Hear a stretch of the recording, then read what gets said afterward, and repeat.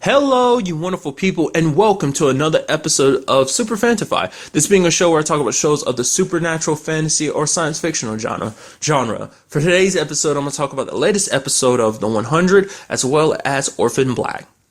So in this episode on 100, we've got Clark trying to convince Luna that, okay, you need to take the flame. And I love the fact of the matter is, because Luna is trying to not, because she's like, we got this community here of all these people who are trying to escape from war, that basically she's done with the bloodshed and everything, and she's just like, I can't be the commander,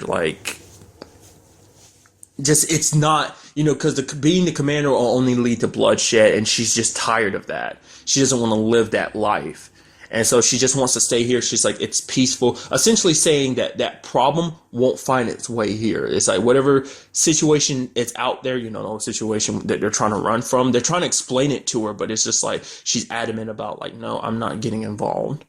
And Clark even gets in her mind. She's like, if she won't take the flame willingly, we'll just force it on her. And then Octavia is kind of like bringing out the comparison, then does that really make you any different from Allie? Because Allie just kind of forces the chip on people, so it's kind of like, it makes you no different. But it's like in a situation like this, there's literally no other way to fight Allie but this. But the situation escalates and even turns worse because it's like, granted, it was crazy how Clark tried to activate it because she brought up the fact that Lexa even talked about the fact that she was like, Lexa wanted to get rid of no blood. Blood does not need blood in return, essentially, no need for revenge.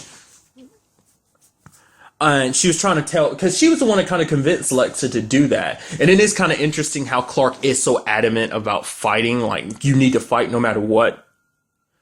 Because this is a battle, you have to fight. You have to kill some people to win this battle. Because it's that essentially this is a fight you have to, it's not just a fight that you basically have to do whatever it takes to win the fight.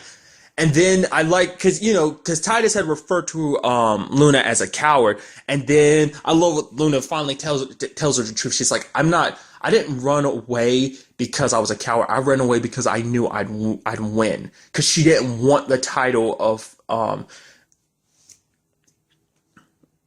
Haida, of commander, because she knew she would get it. She's like, in the first round, she had to kill her own brother. And the next match was with Lexa. So she's like, if I had stayed behind, I would have killed Lexa, and you would have never gotten to know her, so it's like, because she saw that, she's like, Lexa meant a lot. You cared for Lexa. And she's like, yeah. So it's kind of like, she could tell that Clark really cared for her. But it's like that plan backfired. But Allie ended up finding her way there because, obviously she was probably keeping tabs on them and ended up, slipping chips into some of her men. Some of the people from that community when they came back. And they ended up torturing Luna, trying to do everything they can to get her to eat one of the chips. Because by getting her chipped, the moment she takes the flame, the second AI, Allie will automatically know everything she knows. And then there was a point where Jasper was telling her not to take the chip, and they're like, you have to get Jasper to take the chip. Granted, Jasper is like, no, I was able to fight them off, which makes me think, was he really able to? We didn't really necessarily see anything. It's like, who knows what that situation really holds, because it's like, oh, that could have been something that happened off screen. Are we really 100% sure Jasper didn't get chipped? It is kind of sad because Jasper was very happy there, because I was thinking when it's all said and done, Jasper's going to stay here because he found another girl, the girl who was telling those stories. He was kind of liking her, and it was very peaceful there. He was smiling and kind of having fun. It's like, yeah, haven't seen him smile like that in a long time. So I was kind of hoping it ended up that way, but it's like, no. The girl he was talking to ended up getting an arrow in the back. Granted, she was able to release Clark, Bellamy, and Octavia. I was surprised about that, but then she died. I was like, no, okay, you saved him, so still be. Nope, she's dead. Oh, it sucks and then Octavia ended up telling that to Jasper, and you kind of see him kind of just like, it's literally Jasper can't win. It's just like, met a girl for one day that he kind of likes. He was having fun, and then she literally got killed. But Luna was amazing. She literally took down everyone that was in that room by herself. And it's just like, that just shows you just how skilled and fearsome she is. And, Lexa wasn't nothing to sneeze at, but it's like Luna she wasn't bluffing. That wasn't her just tooting her own horn. If she wanted to, she could have easily become commander. Like, but it's just she didn't want that. She lost someone that she was very close to. I think the guy that's named Derek. So she ended up having to put him down because he let himself get chipped just because he wanted them to stop what they were doing to Luna because they were just trying to force her to take the chip.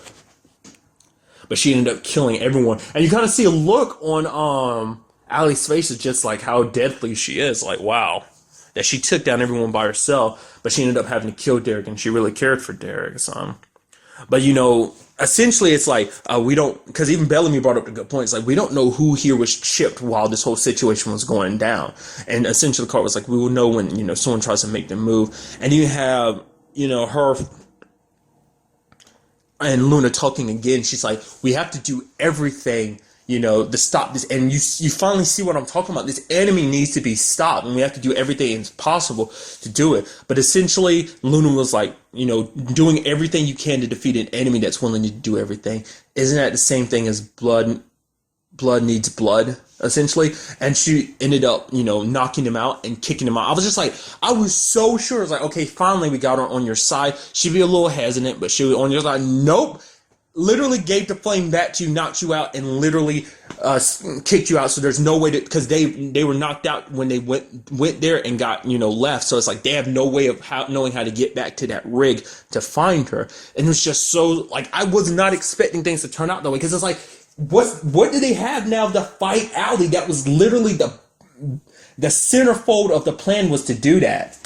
I mean, especially considering what Raven did this episode. Essentially, she saw some data that she's like, oh yeah, like I could use the code to try and hack into Allie, but they're like, don't do that. Monty's like, don't do that. Wait till Clark and them get back, because this is like a one opportunity.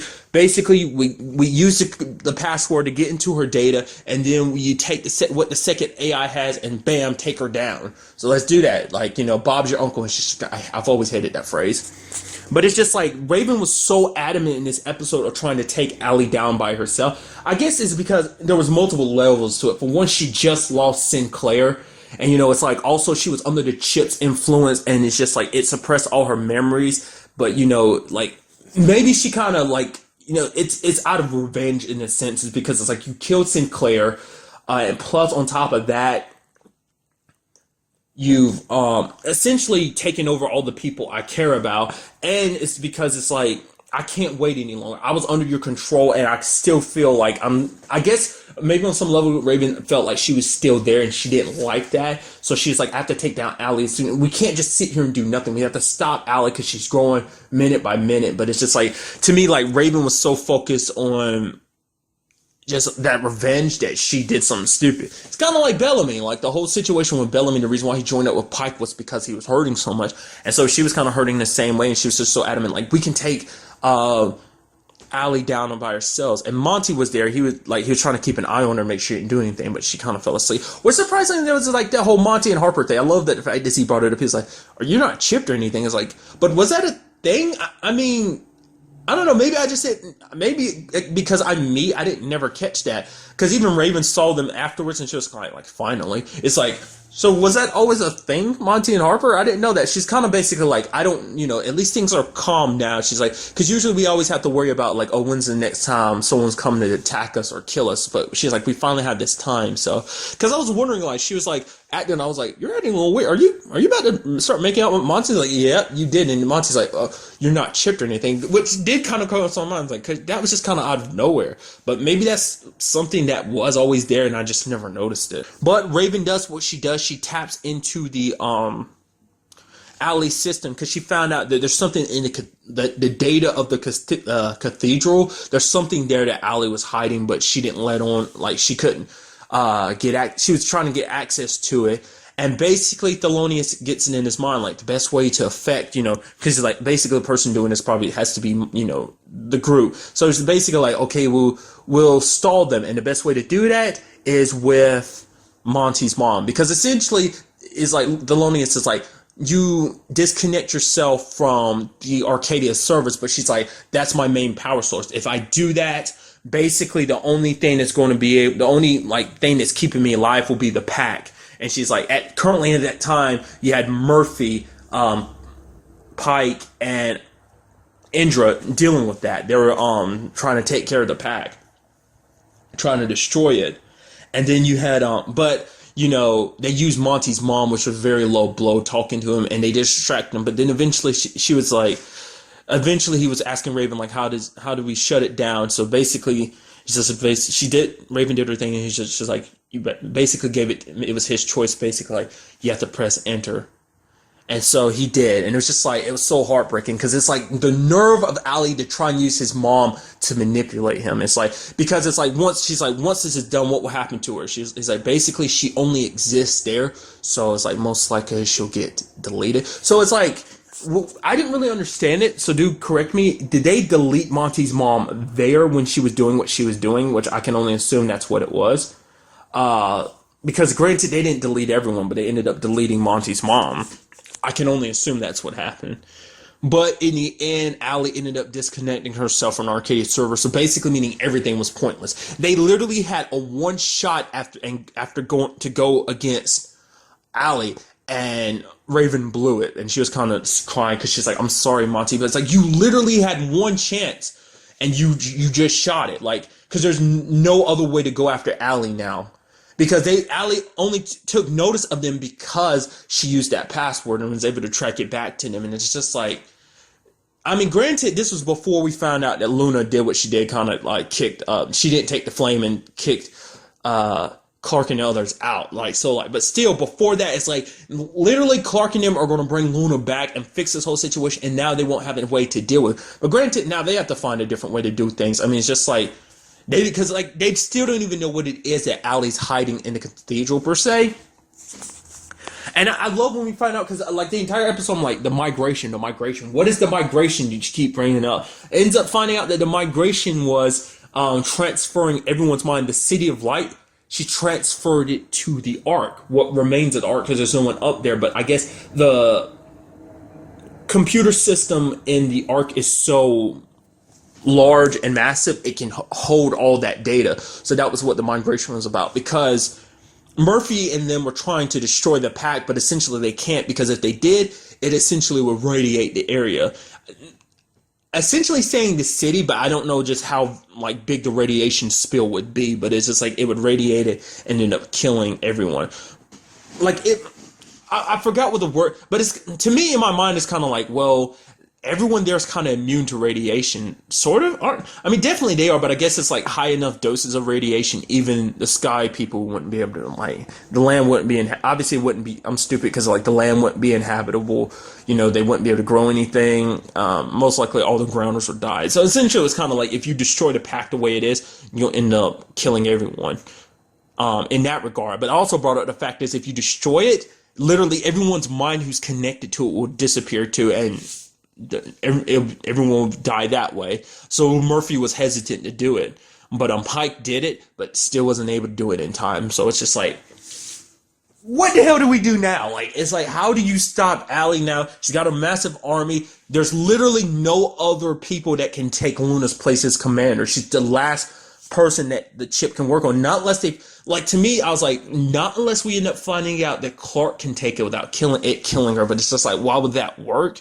Not unless she's not unless she has some kind of relation to Rebecca, the original creator of Ali or whatever. So it's like, which I don't think that's the case, but it's just like, how are you going to stop her now? Like, what's the next plan? It's just like, I have no idea where it's going to go from here, but I'm so interested in finding out. I think just like Legends of Tomorrow, this has only 2 episodes left. Which it's not saying this season, so I am concerned on whether or not we're ending it, or whether this will just be the end of the season. I don't know, we'll just have to wait and see. I hope it's not, because I really like the show, but it's just like, I guess it really depends on what kind of direction the show is taking, like where this season ends will probably kind of heavily determine that, I guess. I mean, obviously along with ratings and stuff like that, so. Now moving on to Orphan Black. Multiple things in this episode. We finally have back, Felix, because he's back with, Kate had to sit down with Mrs. S and Sarah and brought up the fact, because, you know, he was like, you didn't tell me you had like a little like a little mechanical bug in your mouth. If you had told me that, I would have helped you out. Essentially, like, you don't know. Like, she's like, I tried to, but you were kind of too caught up with your sister. So it's kind of like, essentially, it's like, basically, they kind of bury the hatchet and start working together. And, which was nice. Like, I'm surprised. I'm kind of surprised. But granted, the thing is, like, okay, keep your sister at a distance. It's like, to me, that which popped in my mind is like, I wonder, it'd be kind of interesting if Felix's sister was like a neo-lutionist, like, or she had some kind of connection to all of this, and that's why she, found her way back into Fi's life, because felt like, okay, this is a great opportunity. Maybe not. I don't know, with that personality and the way she is, it's like maybe she's not Neo-Lucian, maybe she legitimately is a sister, which is very interesting. It's like him trying to find out where he's from, and, in his mind to have a family of his own, because the fact of the matter is, he kind of feels like his original family was Sarah and Mrs. S isn't kind of his family anymore. It's kind of more Sarah's family than it is his. He's kind of a guest in their family. It's sad he kind of feels that way, because he's just a part of the family, just as a part of the family as like Allison and Cosima, as well as all the other clones are in Sarah's life. They're as much a part of her family as much as Yvonne and Felix are. But my favorite part was Donnie and Felix going into that clinic to find out about, the pregnancies. I love when they went there, just Donnie pretending, like, acting gay, and Felix kind of gave him the eye, like, wait, what are you trying to do? And because, like, even Donnie looked out the window, kind of gave a nod to Allison, who was watching through binoculars, and she's like, God, Donnie, what are you doing? You're chewing up the scenery. And then Felix is like, what are you doing? He's like, stop trying to act gay, because it's like, you don't really know how a gay person would act. She's like, literally, do you have any gay friends, Donnie? He's like, no, I don't. He's like, literally, statistically speaking, 5 to 10% of your friends are most likely gay. He's like, no, it's like, no way. But he's like, yeah. And she's like, basically, you can't tell which one of your friends is gay, so don't try to act gay. But he kept it up a little bit. But it just, like, I love the attempt, though. I also love how he acted when Allison is like, basically like, this is a plan. She's got it all organized and color coordinated and some binders. And he's like, wow, it color coordinated too, baby. It's like, good job. And she's like, thanks. And then had the little laminated IDs. Like, did you do this with the new lamination thing? I got you. And he's like, yeah. It's just like, I will admit to you, Donnie and Allison are easily my favorite couple in this show, and I love the freaking, like, he's like, I need help masturbating, so she kind of does like a little role playing over the phone, and it's just like, oh my god, it's just like, I loved it so much. Best scene of the episode. I just like, they are the ultimate duo. They keep bringing it, and I love them so much. Where it's just like, I love that duo. They're so good.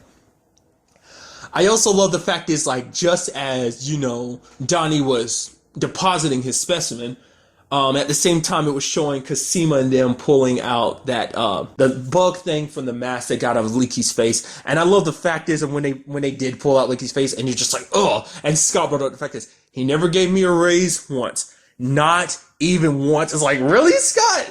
That's what you go to? And Cosima is like, who's the science experiment now, bitch?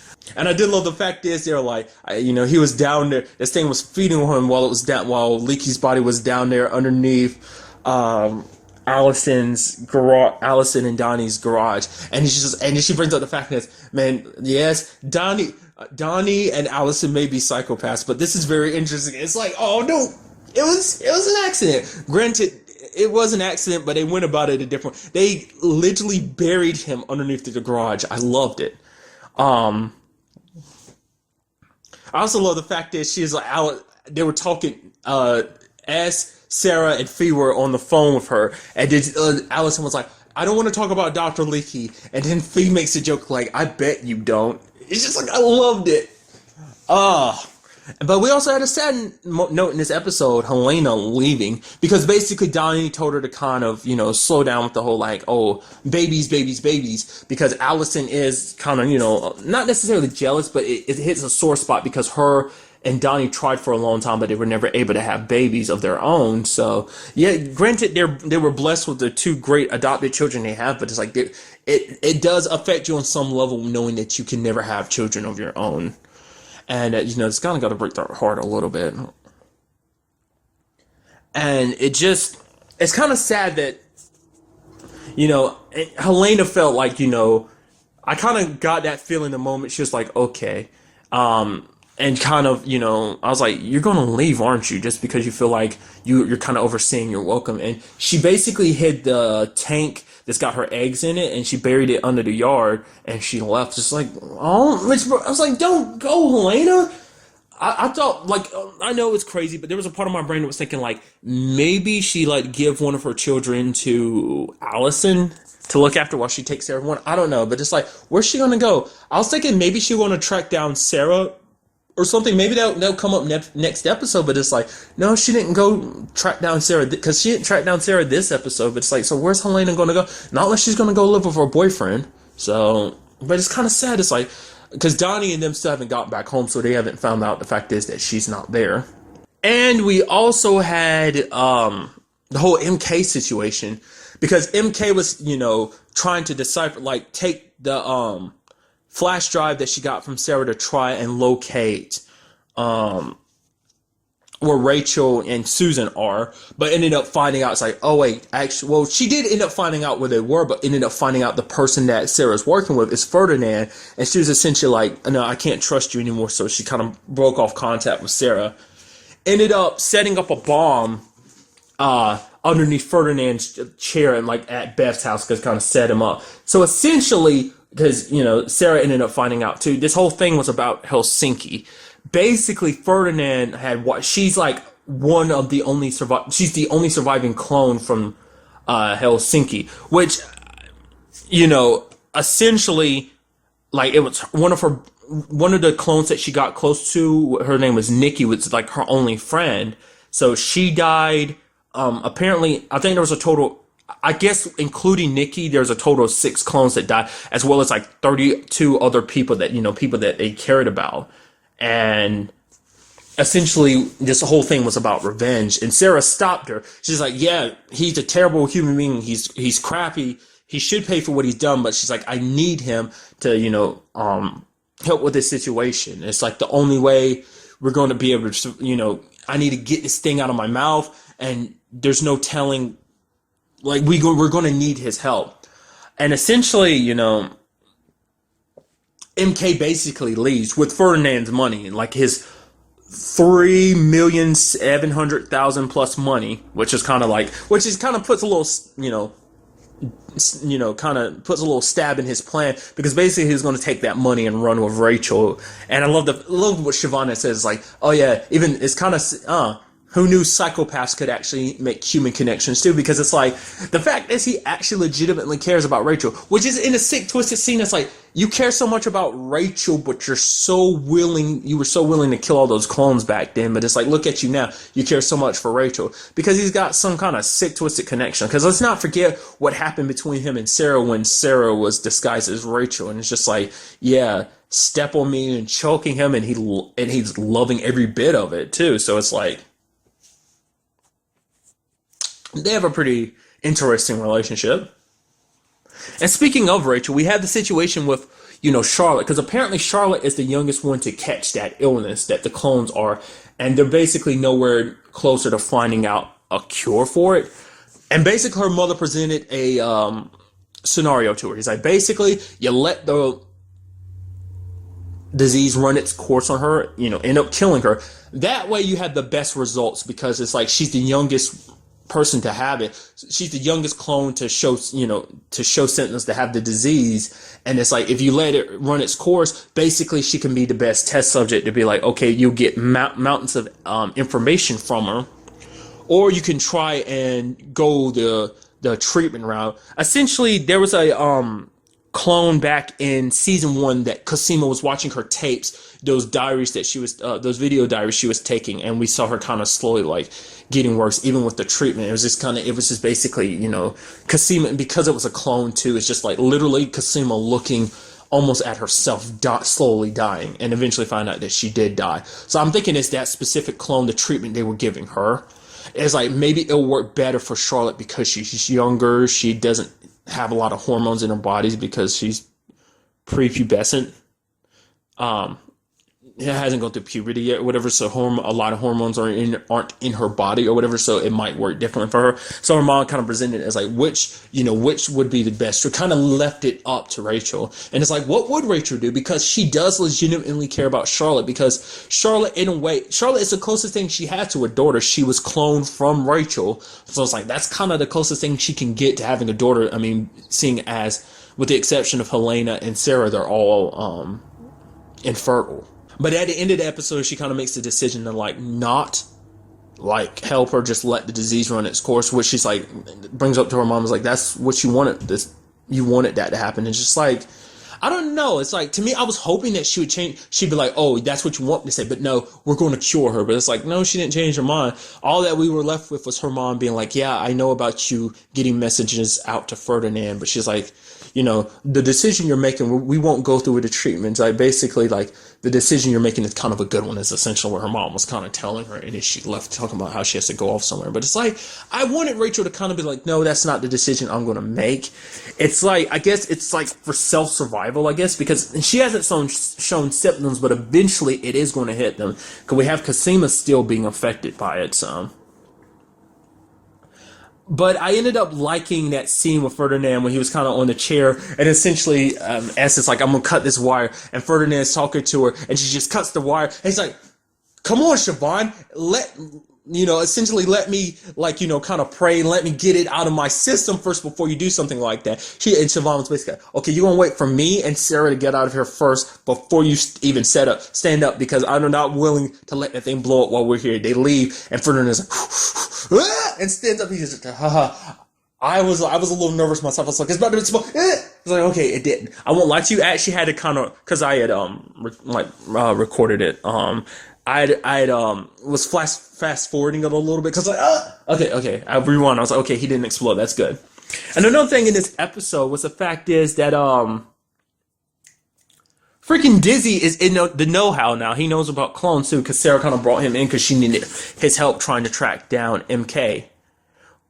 Which, going back to when MK did kind of up and leave them, because she was like, basically she was telling Sarah, she's like, you have to back away from this. It's like, you literally brought me into this, and you're telling me to back away now. Because we also found out about what those things do. Apparently, they they changed genetics.